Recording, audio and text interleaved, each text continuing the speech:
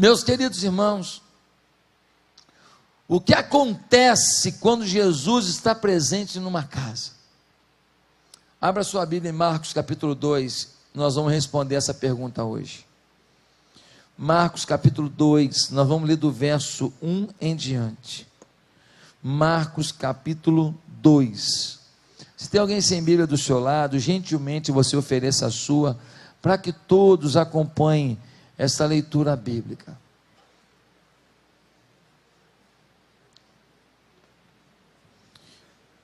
Diz assim a palavra de Deus em Marcos capítulo 2, leamos. Poucos dias depois, tendo Jesus entrado novamente em Cafarnaum, o povo ouviu falar que ele estava em casa. Ele estava em casa.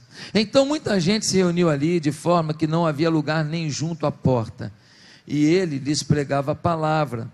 Vieram alguns homens trazendo-lhe um paralítico, carregado por quatro deles.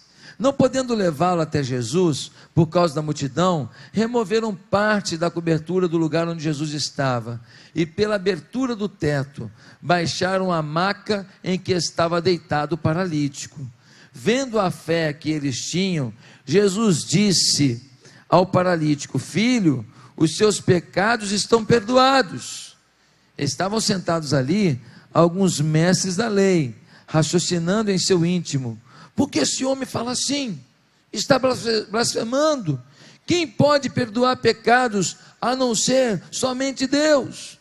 Jesus percebeu logo em seu espírito que era isso que eles estavam pensando, e lhes disse: por que vocês estão remoendo essas coisas em seu coração? Que é mais fácil dizer ao paralítico: os seus pecados estão perdoados? Ou levante-se, pegue a sua maca e ande. Mas para que vocês saibam que o Filho do Homem tem na terra autoridade para perdoar pecados, disse ao paralítico: eu lhe digo, levante-se, pegue a sua maca e vá para casa. Ele se levantou, pegou a sua maca e saiu à vista de todos, que atônitos glorificaram a Deus, dizendo: nunca vimos nada igual.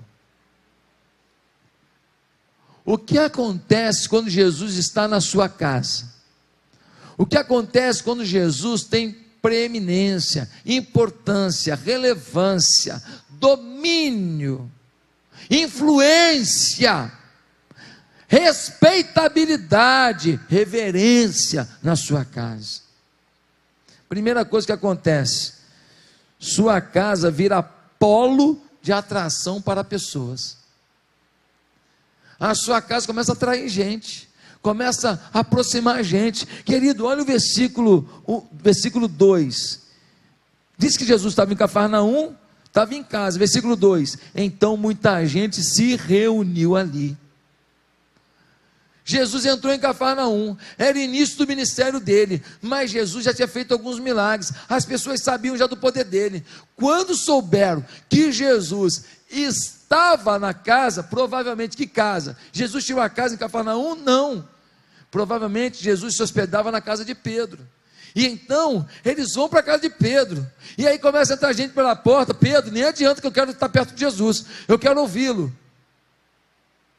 E diz o texto no versículo 2, que não havia nem lugar nem junto à porta, e ele lhes pregava a palavra. Gente, quando a nossa casa tem Jesus, começa a gente procurar a gente, começa a gente querer ouvir a gente, começa a gente a querer conselho da gente, começa a gente pedir oração para a gente, começa a gente a pedir para trazer oração para a igreja aqui, para a reunião de oração da igreja, começa a gente querer que o marido fique mais perto do seu marido, para aprender como ser marido, começa o marido querendo que a mulher fique mais perto da sua mulher, para aprender como que age uma mulher, começa o pessoal a querer que os filhos andem com seus filhos, para entender como é que um filho deve agir. Começa a casais com problema, procurar vocês para saber como é que pode o casamento melhorar.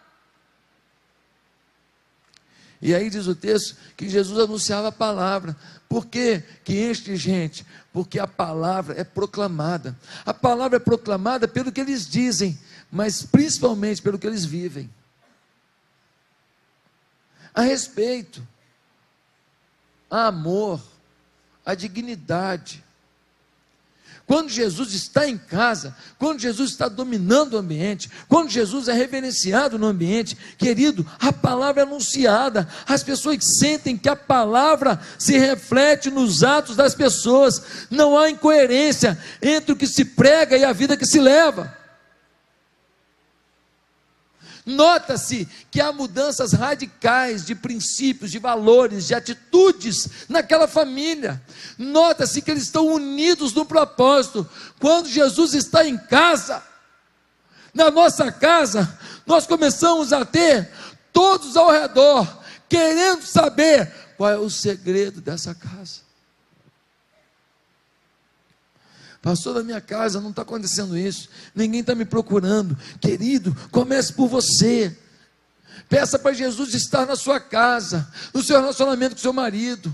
Ah, mas ele é muito assim, muito chato nisso, naquilo. A minha mulher é muito chata nisso, naquilo. Querido, comece por você. Vá influenciando em amor, vá tratando em amor, vá ajustando em amor. Porque você pode ser a presença de Jesus na sua casa, para que as pessoas ao redor queiram, porque precisam ouvir a palavra pelo que você fala e o que você vive. A segunda coisa que acontece quando Jesus está em casa é que os gestos de amor se tornam comuns. Olha o versículo 3.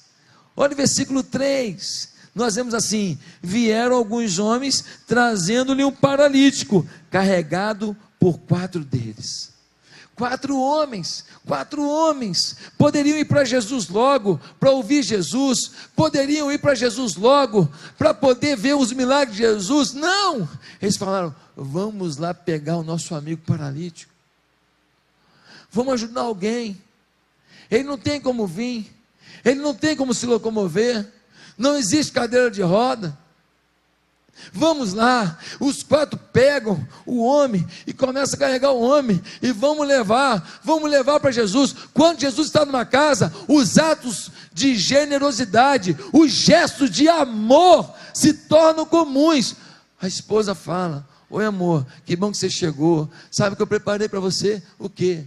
Franguinho com quiabo e polenta quentinha, com mussarela derretida em cima. Aleluia. Ai, que bênção, salivei. O marido chega lá no quarto e fala: amor, sabe aquela louça que ficou do almoço?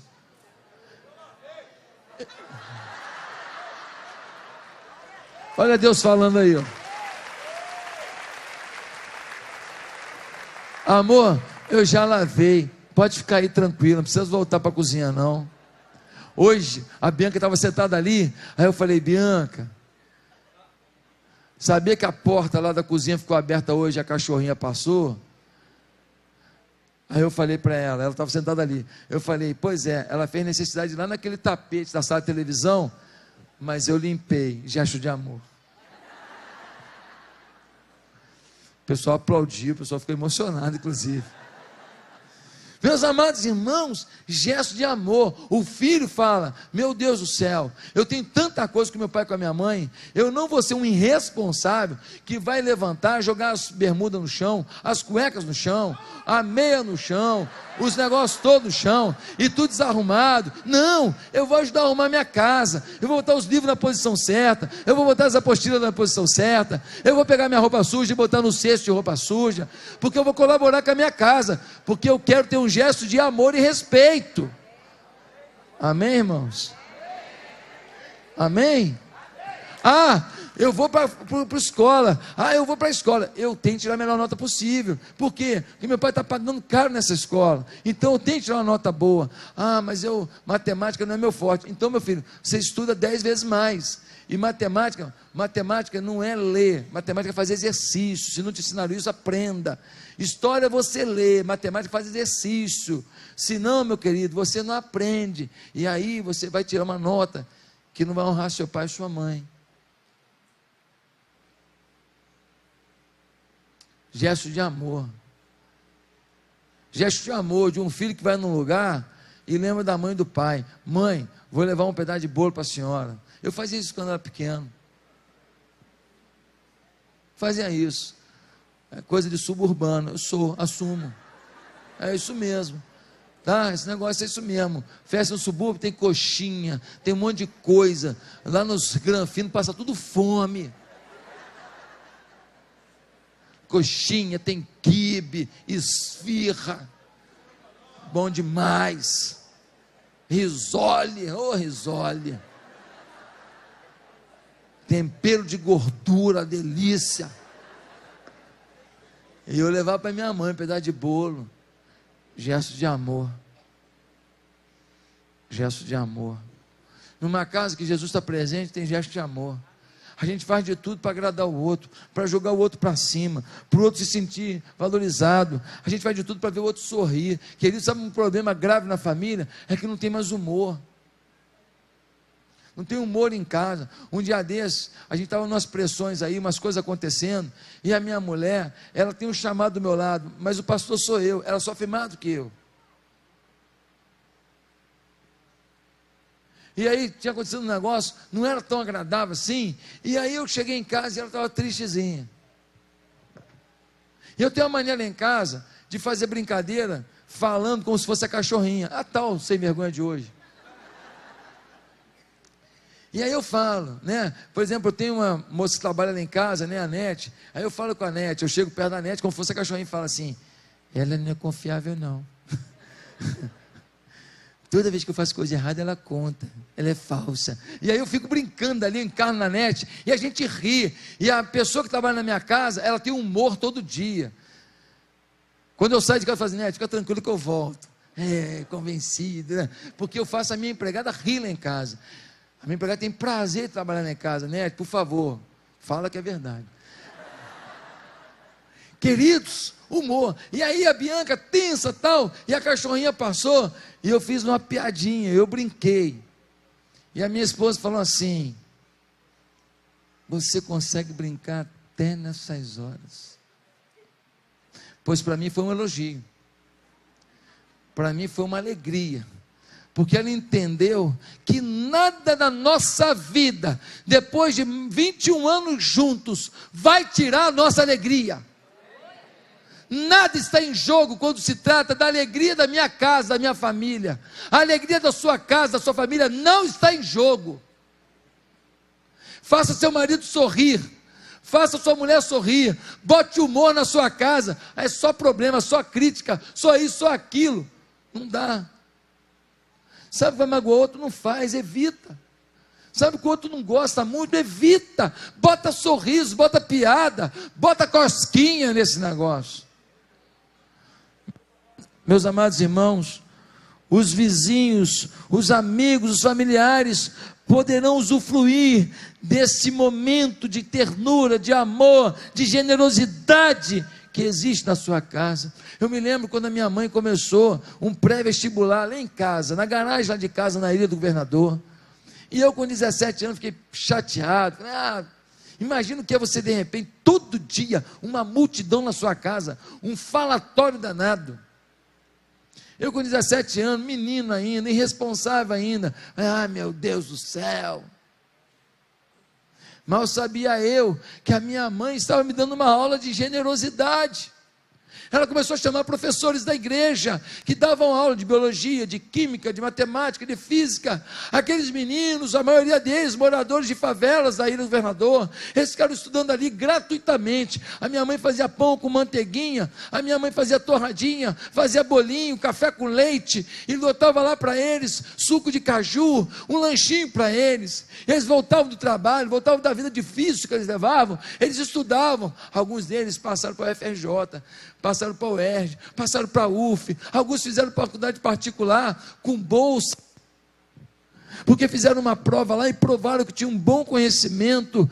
Deus abençoou a vida deles. A minha mãe estava me ensinando atos de amor, porque Jesus estava lá em casa. Quando Jesus está na casa, atos de amor são comuns. Mas em terceiro lugar, quando Jesus está na casa, há criatividade para vencer as dificuldades da vida. Quando Jesus está em casa, há criatividade, porque dificuldade não vai faltar na casa de ninguém. Você é rico, você é pobre, você é branco, você é negro, você é mameluco, você é qualquer coisa. Meu filho, você tem cultura, você não tem cultura. Você veio do exterior, você nasceu aqui mesmo. Não importa. Problemas e lutas virão sobre a sua casa. Mas quando Jesus está lá, você tem criatividade. Dá uma olhada no que nós lemos no versículo 4. Nós lemos assim no versículo 4: não podendo levá-lo até Jesus por causa da multidão, removeram parte da cobertura do lugar onde Jesus estava, e pela abertura do teto baixaram a maca em que estava deitado o paralítico. Jesus dentro da casa, eles foram lá pegar o paralítico, mas quando chegaram na porta da casa, não tinha como entrar. 4 homens carregando um paralítico numa cama, era muita gente ali dentro, mas aí Jesus estava lá, e quando Jesus estava lá, a criatividade vem. Você fala: meu Deus do céu, como é que nós fazemos? Em que parte da casa ele está? Ele está lá, naquela sala dos fundos. Ele está naquela sala dos fundos? É mais ou menos aonde? Naquela reta ali.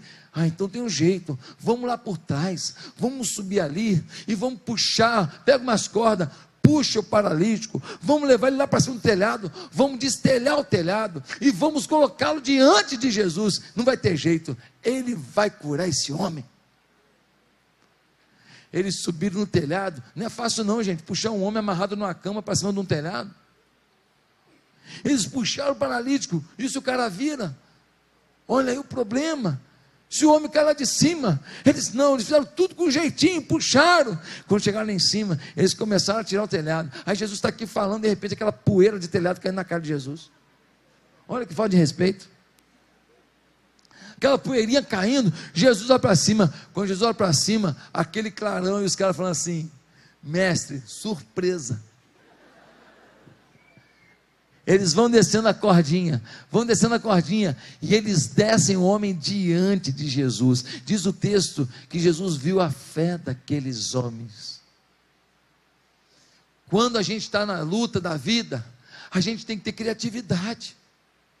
Às vezes está faltando dinheiro, tem que ter criatividade. Como é que a gente pode ganhar dinheiro na família? Como é que a gente pode ganhar dinheiro na família? Qual é a receita de família? Aquele pão de mel fabuloso que sua avó ensinou, ninguém sabe fazer daquele, com recheio maravilhoso que você aprendeu com a sua mãe. Cada geração incrementou aquele negócio. De repente aquele pão de mel vai virar uma coisa que vai gerar R$2.000 por mês, R$3.000 por mês, R$4.000 por mês. Aquilo, para quem tem uma dívida que parece intransponível, de R$20.000 por mês, mais R$4.000 por mês, são só 5 meses para pagar aquilo. Se for R$2.000 por mês, são só 10 meses para pagar aquilo. Se for R$1.000 por mês, são só 20 meses para pagar aquilo. Se for R$500 por mês, são 40 meses para pagar aquilo. Se for R$10 por mês, pede outra solução. Porque não foi Jesus, foi sua ideia. Quando Jesus dá ideia, a ideia é factível. Jesus dá criatividade. Gente, tem que ter criatividade. Como é que o meu negócio vai rodar? Como é que as minhas empresas vão girar? Como é que a minha família vai ser mais amorosa? Como é que a minha família vai ter mais intimidade? Tem que ter criatividade. Como é que eu e meu filho vamos nos aproximar? Como é que eu e meu filho vamos nos amar mais? Irmão, dá teu jeito. Compra um skate para ele, outro para você.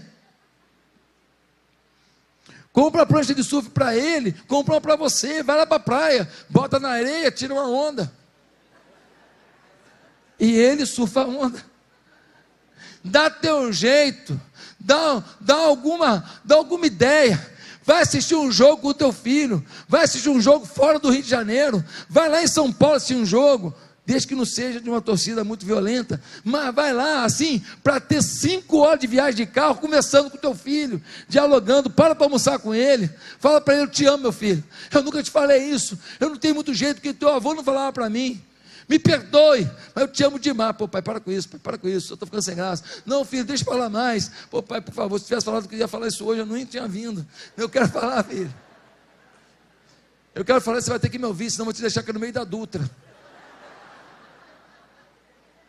Queridos irmãos, Temos que ter criatividade. Jesus da criatividade. Eles não se curvaram diante de uma dificuldade da vida. Qual é a tua dificuldade? Ah, pastor, meu casamento acabou, não tem mais sentimento. Bota criatividade nesse negócio que o sentimento volta. Ah, pastor, minha vida sexual está ruim demais. Eu não sei o que. Bota criatividade nesse negócio aí. Bota Deus nesse negócio aí, que Deus vai abençoar a sexualidade do teu casamento. Ah, pastor, eu tenho dificuldade com isso, eu sofria demais. Pede para Deus criatividade, irmã, para que teu marido se sinta honrado e abençoado. Criatividade. A criatividade. Tem uma missionária da Junta de Missões Mundiais, a Renata. A Renata estava em Moçambique. A Renata fez nutrição. A Renata era aquela menina igrejeira. Sabe o que é igrejeira? Aquela menina que ama a igreja, está na igreja, o tempo inteiro na igreja, agindo na igreja, a família dela é da igreja, as pessoas que ela convive mais são da igreja. Aí a Renata foi para a Junta de Missões Mundiais. Chegou em Moçambique, chegou lá, todo dia tinha criança morrendo, mortalidade infantil lá em cima, todo dia criança morrendo, criança morrendo, criança morrendo. Não tinha dinheiro, não tinha alimento.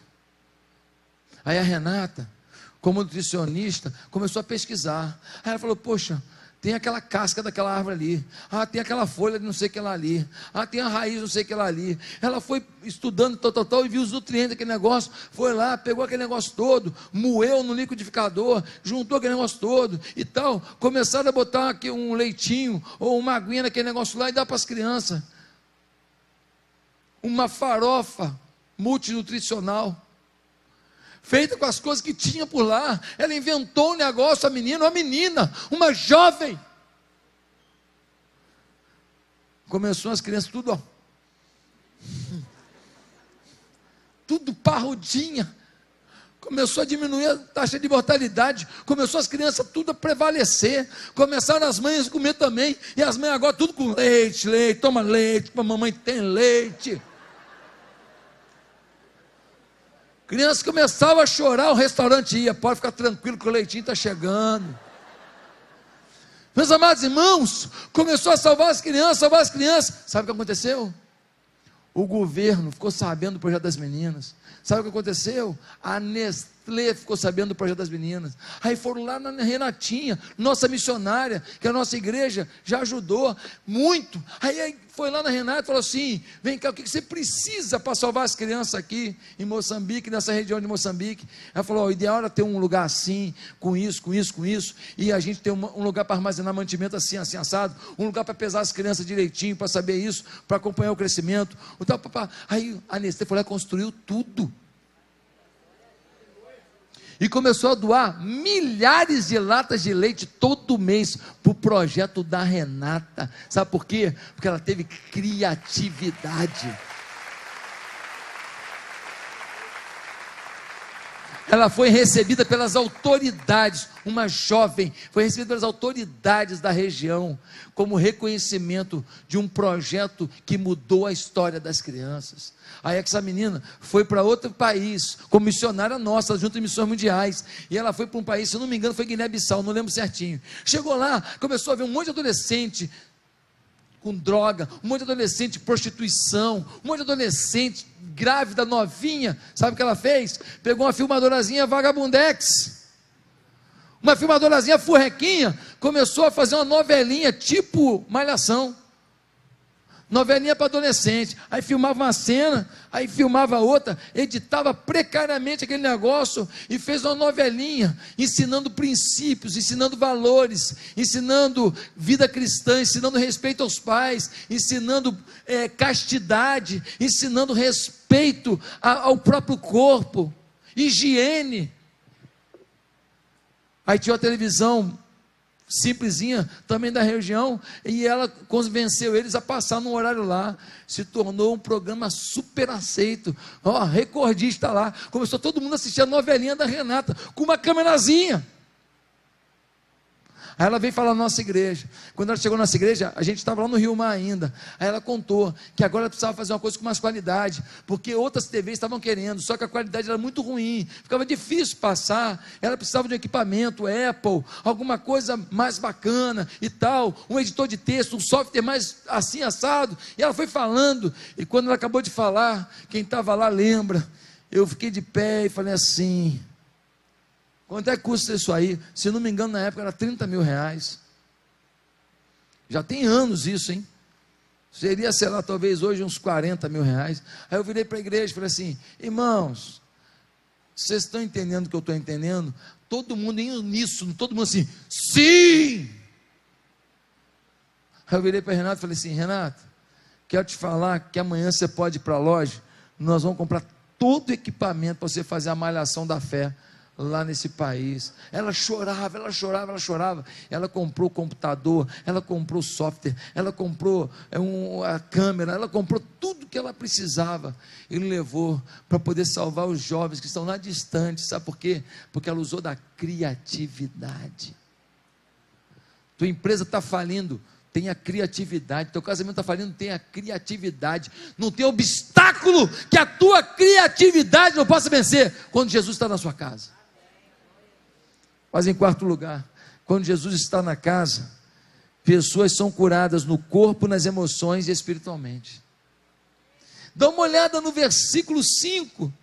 Quando Jesus está na casa, pessoas são curadas no corpo, nas emoções e no espírito. Diz o texto, no versículo 5, que Jesus olhou para o paralítico e disse: sejam perdoados os teus pecados. O pessoal não entendeu nada.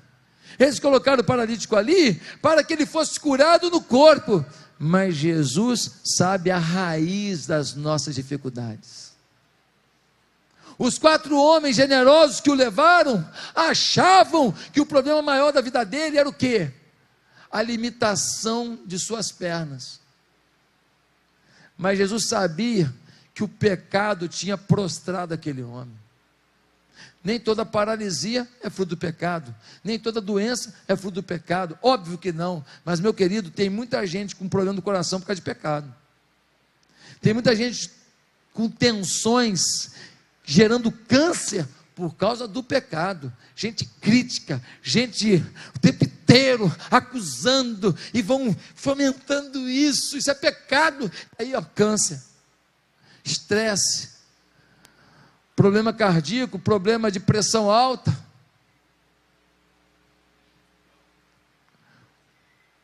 Meus amados irmãos, às vezes nós olhamos para uma coisa e vemos algo. Jesus, quando está presente, ele olha tudo o que precisa ser feito. Você ora: Senhor, cura esse corpo. E Jesus fala assim: se eu não curar a alma, já era, hein? Cura as finanças. E Jesus fala: se eu não curar as emoções, as finanças vão vir e vai jogar tudo fora de novo. Jesus sabe aonde estão as áreas vulneráveis. Se Jesus está na casa, a oração, a súplica, a busca de Jesus, e a cura vem. Aí Jesus orou: perdoa os seus pecados. Aí os religiosos que estavam presentes, os críticos de plantão, disseram: quem é ele para perdoar pecados? Eles não entendiam que Jesus era o Filho de Deus, eles não reconheciam Jesus como Filho de Deus. Aí Jesus falou assim: o que vocês estão pensando aí, cambada? Para que vocês saibam que o Filho de Deus tem poder para perdoar pecados e para curar o corpo, eu vou dizer uma coisa aqui. Ele virou para o paralítico e disse: levanta, pega a tua maca e vai. Diz o texto que o homem agora, já com seu coração perdoado dos seus pecados, quando Jesus falou isso, ele levantou, pegou a maca e foi. Imagina a cena: dá licença, Jesus mandou ir, estou indo, Jesus me curou, na minha alma, nas minhas emoções, no meu corpo. Ah, meus amados, hoje você vai pegar sua maca e queimar. Hoje você vai pegar seu sofrimento e queimar. Hoje você vai levantar, vai tomar posse das curas dessa frieza espiritual, que só está te levando para o buraco. Você não notou, não? É aqui que tem gente que te ama. Acorda. O mundo oferece com a mão, tira com as duas. Segunda coisa, hoje o Senhor vai te curar nas suas falências emocionais, porque se você não tiver um equilíbrio emocional, a pessoa que mais te ama não consegue ficar do seu lado. O pastor que mais te ama não consegue te pastorear, porque você é arredio. Você é fofo, mas você é arredio. Você é guti-guti, mas é arredio. Você foge, você foge. Vem cá, velhinha. Não, não quero, não quero. Aí cai no abismo. Hoje você vai tomar posse também da cura do teu corpo. Vai pedir que o Senhor esteja tratando as feridas que a doença fez. Hoje é dia de cura. Em quinto e último lugar, quando Jesus está presente em casa, as pessoas voltam a sonhar. Oh, gostoso isso. Olha o versículo 12. Versículo 12 nós lemos assim: ele se levantou, pegou a maca e saiu à vista de todos, que atônitos glorificavam a Deus, dizendo: nunca vimos nada igual.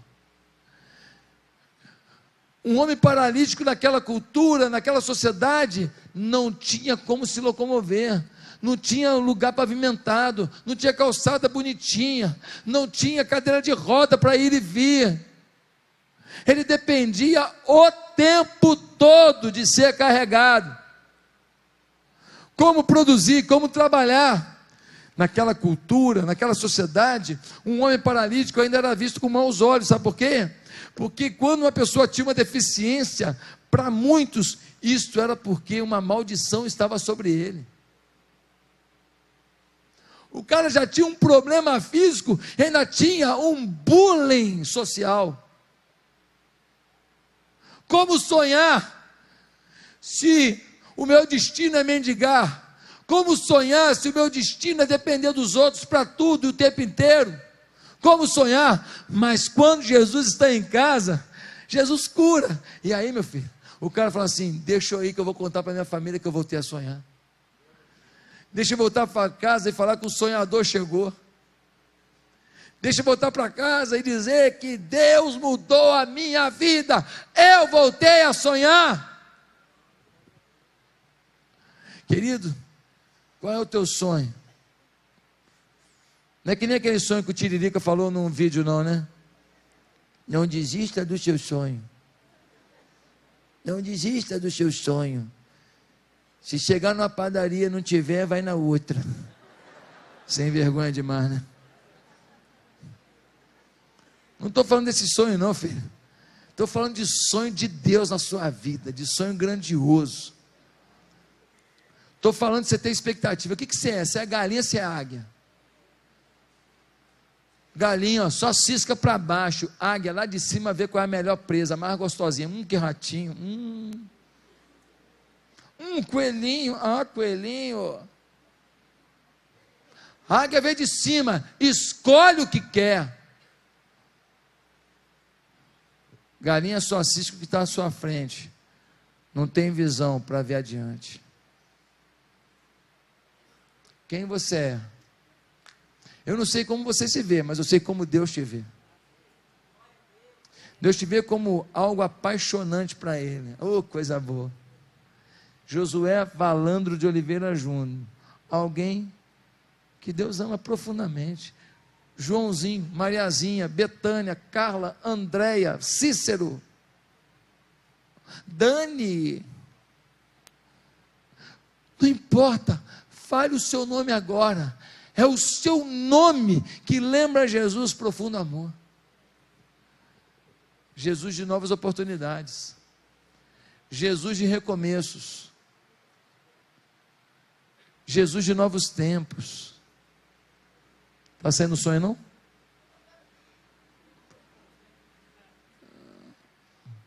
Jesus que fala e todos ouvem.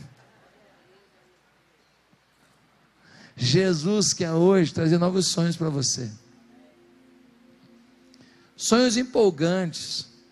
A casa de vida é uma oportunidade de você ter um sonho empolgante. Você vai se tornar um grande pregador. Você nem sabe.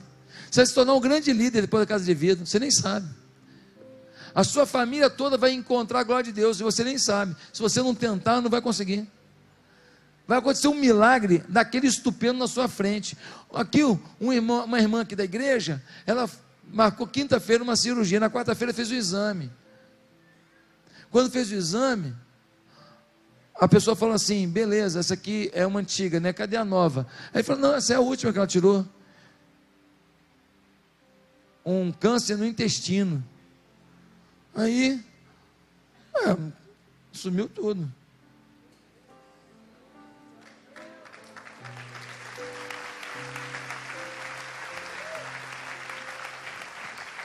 Tá, 2 exames assim, com o câncer lá, e o que fez um dia antes, com câncer, fora de cogitação.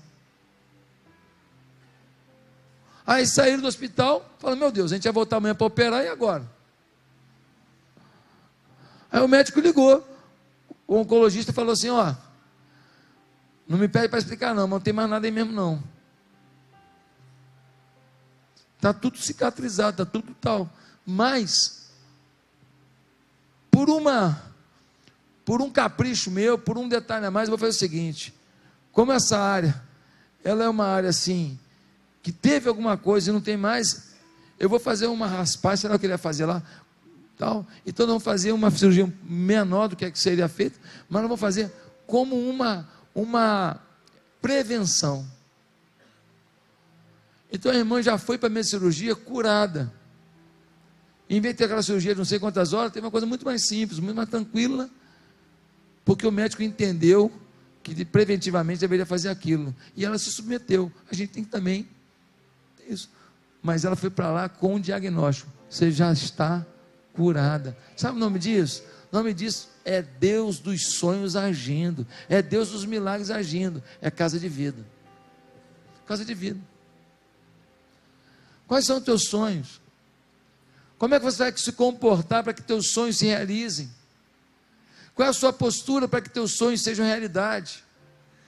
Nesse momento eu quero perguntar, se tem alguém aqui nessa noite que quer Jesus em casa, dominando a casa. Para quê? Para que a sua casa seja atração para as pessoas. Para quê? Para que a sua casa tenha gestos de amor de forma comum, para que sua casa tenha criatividade para vencer dificuldades, para que sua casa tenha pessoas curadas no corpo, nas emoções e no espírito, e para que na sua casa, quem ali adentre, volte a sonhar, e sonhar poderosamente com Jesus. Você quer isso a partir de hoje? Se tem alguém aqui que reconhece: eu não entreguei minha vida a Jesus, Ele não é o rei da minha vida ainda, Ele não domina a minha vida, eu gosto dele, eu o amo, mas Ele não é o Senhor da minha história ainda, Ele não é o dominador da minha vida ainda, e hoje você quer buscar Jesus de todo o seu coração, pedir que Ele perdoe os seus pecados, e mude a sua história. Se você quer isso hoje, aonde você está, baixe a sua cabeça e faça uma oração comigo. Diga assim: Santo Deus, eu quero a partir de hoje Jesus na minha casa, mas assim, dominando, influenciando, agindo. A partir de hoje eu quero a presença poderosa de Jesus guiando meus passos. Senhor, quero pedir perdão dos meus pecados. Me aceita do jeito que eu sou, Senhor. Eu sei que pequei. Me perdoa. E faz com que a partir de hoje eu viva os meus sonhos à luz da tua vontade. Pois é no nome de Jesus que eu me entrego ao Senhor e peço a minha salvação. Amém.